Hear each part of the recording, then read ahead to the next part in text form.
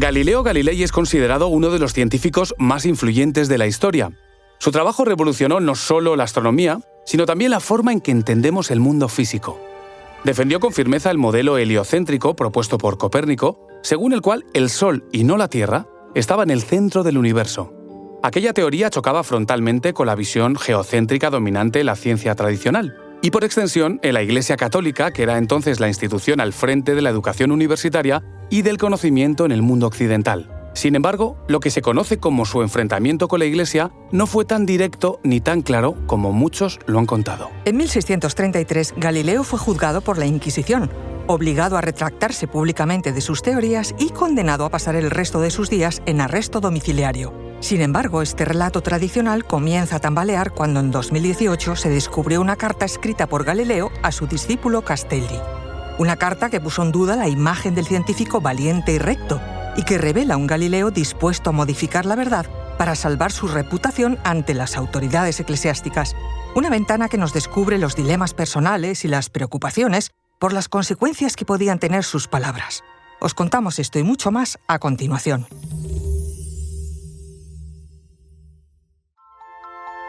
Soy María José Rubio, historiadora y escritora. Y yo soy Federico Cardelús, periodista y divulgador.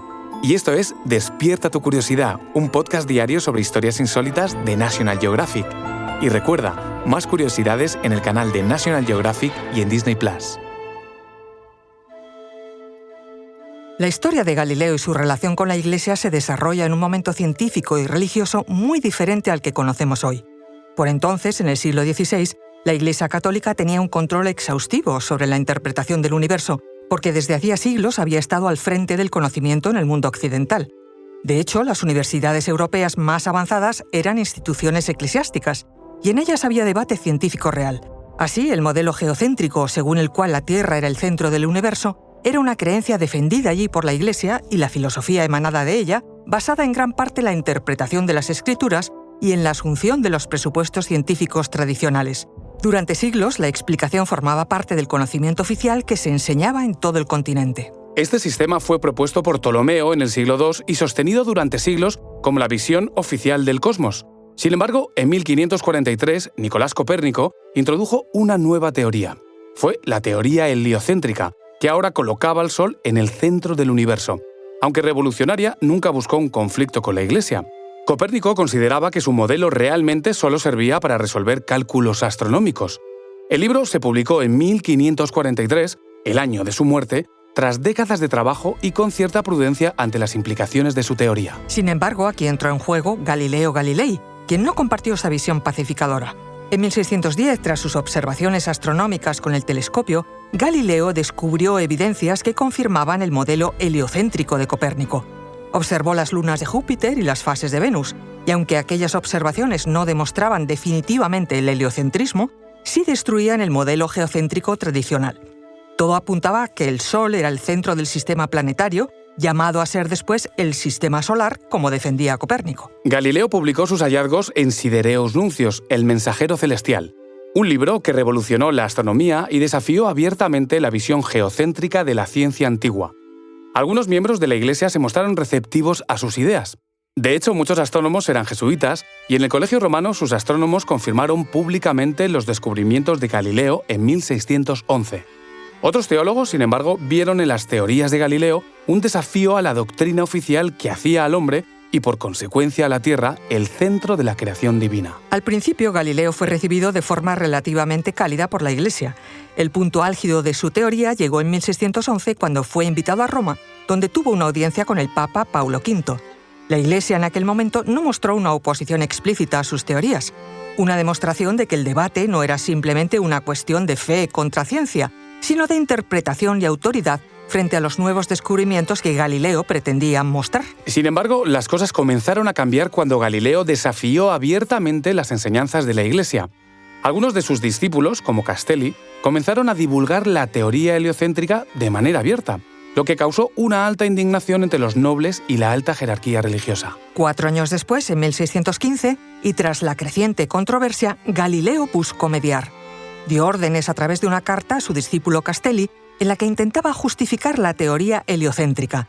En esta misiva, Galileo argumentaba que ciencia y religión no debían entrar en conflicto. Sostenía que las escrituras no debían ser interpretadas literalmente en cuestiones científicas, en especial porque no fueron escritas con el propósito de explicar la naturaleza física del mundo. Galileo afirmaba que la Biblia era infalible, pero sus intérpretes sí que podían cometer errores al intentar aplicar sus enseñanzas a la ciencia. En el fondo, fue un intento de suavizar sus argumentos para evitar un enfrentamiento directo con la Iglesia. Cuando esta carta fue finalmente enviada a Roma, una copia llegó a las manos de las autoridades eclesiásticas. Al ver la amenaza que representaba esta postura, la Inquisición romana, bajo el papado de Urbano VIII, decidió tomar parte en el asunto e investigar más a fondo.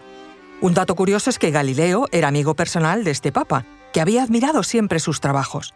Galileo no esperaba que su carta llegase hasta manos de la Inquisición, porque las consecuencias podían ser muy negativas, ya que la ruptura con Urbano VIII resultaba especialmente amarga y el conflicto se volvía también político y personal.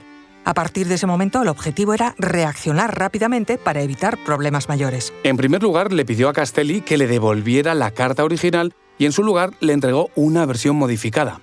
En ella, Galileo intentó suavizar su mensaje, eliminando las partes más controvertidas y haciendo que la carta pareciera menos retadora.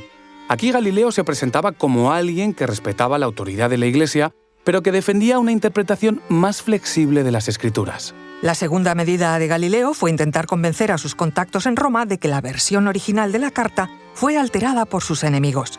Según él, esos enemigos manipularon el contenido para presentarlo como un enfrentamiento a la autoridad eclesiástica. Y en este punto debemos viajar hasta 2018, cuando el historiador Salvatore Ricciardo descubrió en los archivos de la Royal Society de Londres un borrador autógrafo de la carta de Galileo a Benedetto Castelli. El documento mostraba que Galileo tachó frases que parecían demasiado críticas con la interpretación bíblica y la sustituyó por versiones más prudentes antes de enviarla. Es decir, el hallazgo revelaba que Galileo intentó controlar el mensaje y suavizar sus palabras para evitar que la Iglesia le condenara finalmente. No era exactamente una falsificación, sino una autocensura calculada. Una revelación que puso en entredicho la imagen de Galileo como un científico despreocupado y construyó la de un Galileo preocupado, en cambio, por las repercusiones de sus palabras. Pero eso sí, aquel acto de manipulación de la carta tuvo consecuencias importantes. Galileo logró evitar una condena inmediata, pero el daño a su credibilidad fue irreversible. Pese a aquello, no se detuvo ante su objetivo de demostrar su teoría. En 1632 publicó su obra más conocida, Diálogo sobre los dos máximos sistemas del mundo, en la que, ahora sí, defendía sin reservas la teoría heliocéntrica. La obra era un diálogo a tres personajes en el que cada uno representaba una postura distinta. La mayor polémica llegó con uno de los personajes, el de Simplicio, ya que Galileo ponía en su boca argumentos de defensa del modelo geocéntrico que Urbano VIII había utilizado en conversaciones privadas. Su caracterización fue entendida por muchos como una caricatura del propio Papa. Este fue el último clavo en el ataúd de Galileo porque en 1633 fue arrestado y juzgado por la Inquisición. Su condena fue la retractación pública y arresto domiciliario el resto de sus días. Y en este punto fue famosa la frase que después se atribuyó a Galileo tras su retractación, y sin embargo se mueve. Y aunque es probable que la frase sea un mito posterior, lo que esta historia nos enseña es que la lucha entre la ciencia y la fe fue compleja en muchos momentos. Galileo, en su afán por proteger su carrera y su reputación, retocó sus palabras, intentando mantener una imagen de imparcialidad mientras defendía su teoría científica. Su historia nos recuerda que incluso las grandes mentes tienen debilidades humanas y que la lucha por la verdad puede ser confusa. La historia de Galileo no es solo la historia de un conflicto entre dos visiones del mundo, sino también la historia de un hombre que en ocasiones no dudó en modificar su verdad para salvar su pellejo. Galileo sigue siendo uno de los grandes pioneros de la ciencia, pero esa reescritura de la carta, aunque fue un intento de salvarse, revela la faceta de un hombre que jugó con las reglas del poder para evitar el castigo. Recuerda que Despierta tu Curiosidad es un podcast diario sobre historias insólitas de National Geographic. Disfruta de más curiosidades en el canal de National Geographic y en Disney+. Y no olvides compartir el podcast si has disfrutado con nuestras historias.